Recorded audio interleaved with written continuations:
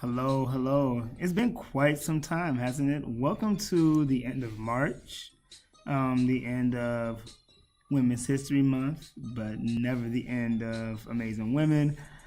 And also, welcome to the start of an entirely new unit. So, in this video, because I haven't pretty much sent the video out or spoken to you in quite some time because we were finishing up a project, so we didn't really have a lot of lessons to go over. So, this particular video will cover everything up to this week. I was contemplating whether or not I needed to do 2 emails a week like I normally do, or if I want to just stick with doing, or just switching over to 1. So I'm going to see how this feels, and then you'll know more by next week, depending on how frequently you hear from me. Only because the unit's a little different, because it's got a lot of moving parts happening. So we just started a poetry unit, a poetry unit that is celebrating women, celebrating the experience that women have gone through, the impact that women have definitely had on the world. That is our unit.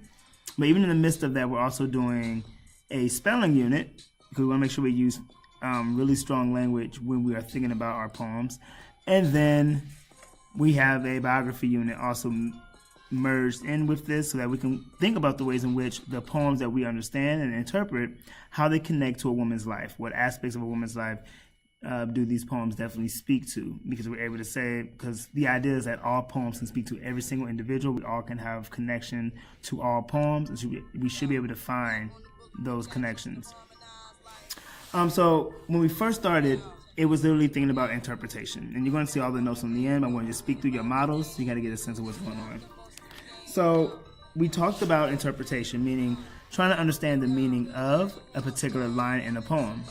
When we first started, students didn't have the full poem of Mother to Son by Langston Hughes. All they had was the first 2 lines. Well, son, I'll tell you, life may have been no crystal stair. Now, what we did with that is this process here. And so, and this is my model using motherhood, which is, I'll show you that poem on the bottom right now. So the poem on the bottom is what I modeled with in front of students using the first 4 lines, 1, 2, 3, 4. And that process is, first, for number 1, you want to ask yourself, what do you think is the focus of the poem based on the title? So for me, when I saw motherhood, I immediately started to think about, motherhood means being a mother, maybe having a baby, or just a mother. So I went with being a mother, pregnant woman, having a child. That's what came to mind. Mother to son should have been very, very much things connected to like having a conversation with her son, a mother talking to her child, a mother giving advice to her child, giving advice to her son. So anything we think about mother to son, what it could definitely embody, and let us know what the poem is definitely going to focus on. That's the first step. That's 1. 2, we then pick a line from the poem that stands out to us, or pick a line that has really good figurative language that we can break down, and you write it out. So in this case, I took "Don't knock on my door, little child, I cannot let you in. You know not what a world this is of cruelty and sin."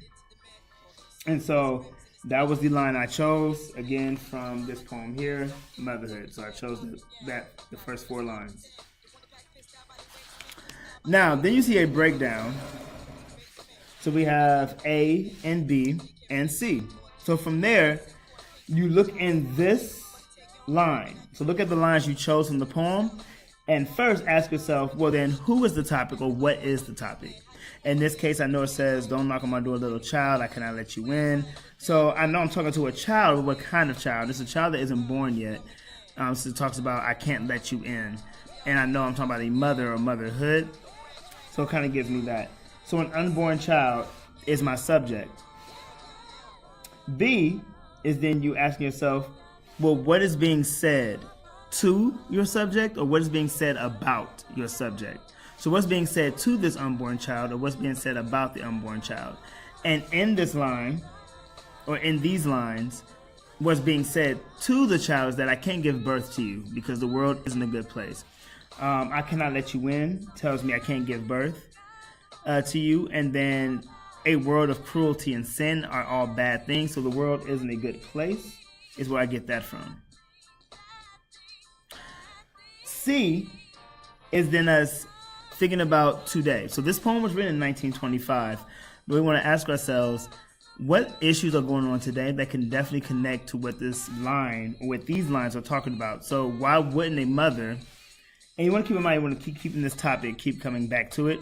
So why wouldn't this mother want to give birth to this child? What about the world is so bad that I wouldn't want to give birth? And so I started to break them down in terms of a son, a daughter, children in general. So I thought about police brutality, Black Lives Matter, so maybe a son having to deal with the idea of possibly losing him to police brutality. Maybe that's one example of the world not being good. The Me Too movement made me think about a daughter, and maybe not want to have my child live through possibly being sexually abused by men. And then bullying. Just in general, we know is an issue, and both of these can be considered forms of bullying. So these are three that came to mind. From this point, you want to use A, B, and C, and you want to start to formulate ideas. What comes to mind in terms of what do you think the interpretation of the poem is, the message of the poem is, and so that led us here to mothers make tough decisions in order to protect their children. And I annotate this to make sure that I have all my parts. So mothers, because that was my topic, I got to make sure I'm speaking to my topic. Tough decisions, I feel like to say I don't want to give birth to you, that is a tough decision to make for a mother, especially after holding a child for all those months. And then protect, I want to protect my child from these particular things down here: police, brutality, Me Too movement, bullying. And then children, because my topic was a child. And that's that. We then went in and identified figurative language. So when you think about this particular line, what is the figurative language in this line? And did that figurative language help with you understanding your subject, or did it help with you understanding what's being said about or to the subject? And every poem is different. In this case, we could have talked about it. We could have talked about imagery. We could have talked about metaphors. For the type of figurative language that we see. Again, it's about how do you explain it to make sure that it comes through clearly. So this was day one. We then built on this. So day two, it was pretty much the same process, but that is when I gave the entire poem. And instead of you writing out the line, it's the same process. Except now you don't have to write out the line. I want to know about, do you understand stanzas? So we learned about the stanza types. And so going in, picking your line or lines, and telling me what stanza it is, and in the range that you're talking about. So as you see here, all the lines are numbered. And so if you're picking 1 through 4, you're in a quatrain. So quatrain 1 through 4. So that's what I wanted to see. So the same process from the first part of the video, title for my topic, pick a stanza from the poem you want to focus on. What's the topic of that stanza? What is being said to or about that subject of the stanza? And then what things connect. Except now, again, I just said quatrain instead of writing it all out. And then, of course, over here, you give the interpretation and then explain how imagery or metaphors or personification or similes all support. Those were the 4 that we focused on because it was a review. So that was the pickup day.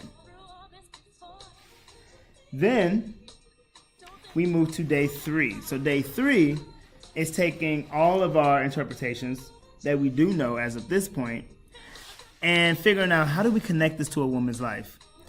Because again, as I said, these poems should be able to connect to any woman's life, some part of her life. Even though she may not have written it, even though she may have been born years after, there should still be a connection. So we read Tina Turner, a brief excerpt from, and then this is pretty much that process here. We do our little diamond fold, and this is what it should look like. All right, so and box 1, 2, and 3, they all work differently for different people. So when I jumped in, the first thing I noticed when I read the bio is that we were in her early life. And again, you're going to get the notes for this in a moment. And then from her early life, the actual area of the early life that we're focusing on was a part of her family. The evidence to prove that we're in early life, about family life, was down here. And then, so her parents split up and left Turner to be raised by her grandmother. From this point, I then needed to explain the connection between what I have in number 1, which is my stanza interpretation. And as you see on the side of the diamond, I got those listed. So this is your stanza interpretation, which comes from this list here. From there, the part of the bio and the specific area that you feel that connects. From there, give the evidence from that part of the bio that you feel that connects. And then literally make the connection.